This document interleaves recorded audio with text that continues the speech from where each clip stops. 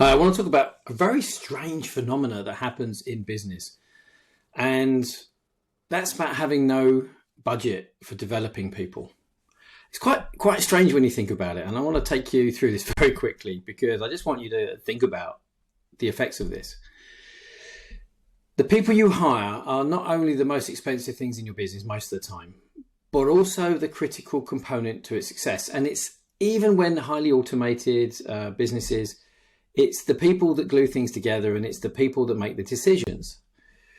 And we want people and need them to work at the best to justify their cost. They're expensive. We want them to be producing good results.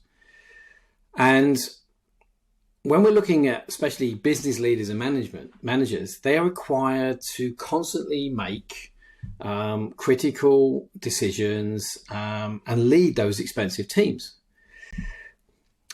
But how many managers and leaders ever get trained to do this most difficult of skills? Because I ask this question because it's very rare for leaders and management to get good development in these skills, in this skill set. And it is the most complex skill set because they're leading and managing people, and people a lot of the time are confusing. They don't react the way you expect them to. And I literally had a conversation with someone yesterday that they said they recognized what I was saying in another video I did. And they realized that half of their problem they had at work was when they wanted something to be done and someone just did something completely different. They didn't understand why. That's people. Think of your family. Think of, friends. They just think and concentrate and do the strangest things that don't seem to make sense. So how many managers and leaders ever get trained to do this most difficult of skills? Well, the vast majority doesn't, which, when you think about it, is crazy. Most businesses no longer allocate a budget to get the best out of these most critical people. And therefore, the knock-on effect is the teams that they control or are meant to be controlling and supporting and helping work at their best massively underperform. And it's almost like the industry norm or business norm for not showing people how to do this incredibly complex task, which is strange. And this is what I want to talk about. This is strange when we think about it in relationship to other things we do in our life. Fitness, hobbies, education, health, all sorts of things that we will invest money into, get training or get support or guidance in. And we think it's a good idea. If you think about seriously talented athletes, elite athletes, they're always being trained and coached repeatedly. And do you think that's a coincidence about why they're so good? But think about it in this way.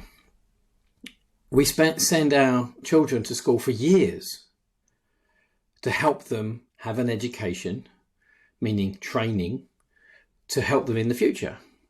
We pay, if you've got kids, you pay for music and dance lessons. I've spent a fortune on that with my daughter because we understand that having someone teaching them is the fastest way to improve their skills and knowledge. Learning to drive. Most people spend a lot of money getting someone who knows how to teach them that particular skill so they can then pass a test and be good and competent at driving.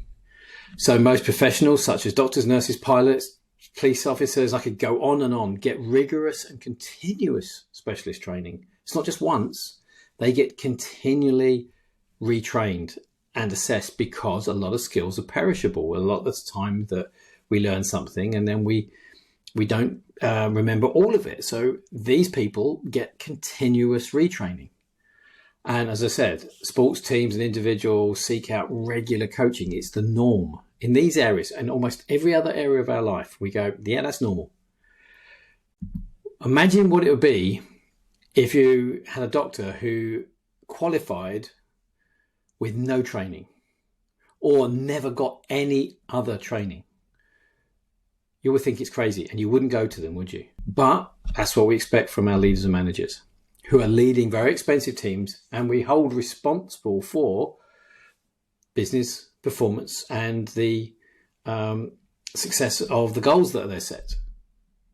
So it doesn't make sense. Why is it that in business, especially with these people. Now, you can say skills training for certain people, you invest in skills training, but the biggest gap in skills training and development is in leadership and management.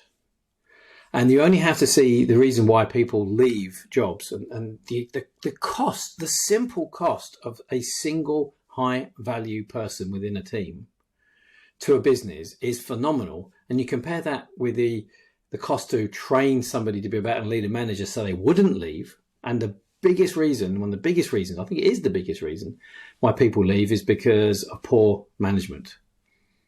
So it makes economic sense, massive economic sense, but we don't do it. It's something that most sectors have gotten out of the habit of doing.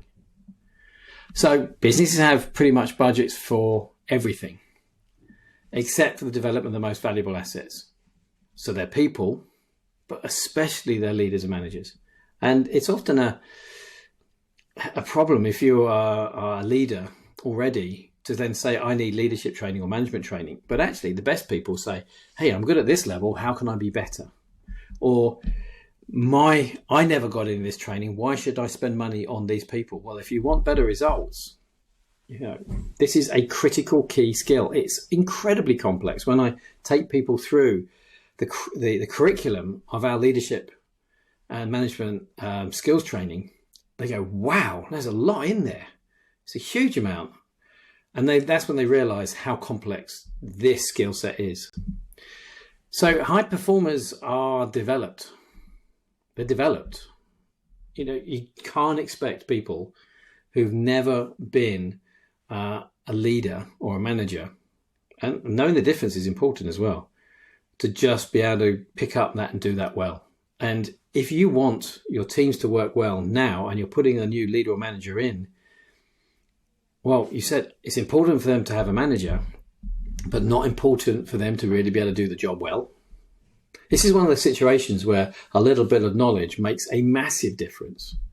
Just a little bit of knowledge on the behavior of the leader and manager and understanding the people and what motivates them, what demotivates them, how to deal with conflicts and how to negotiate, all sorts of these things. A little bit of knowledge in any of these areas gives you a massive return on investment. So who in your team is worth developing? Because we specialize in developing high value people into better leaders and managers, because ultimately they're the ones controlling the efficiency and the effectiveness of all the other people you pay for. So we call it developing their leverage skills, the ability to leverage their skills to get the best out of everybody else's skills, time, energy, and knowledge.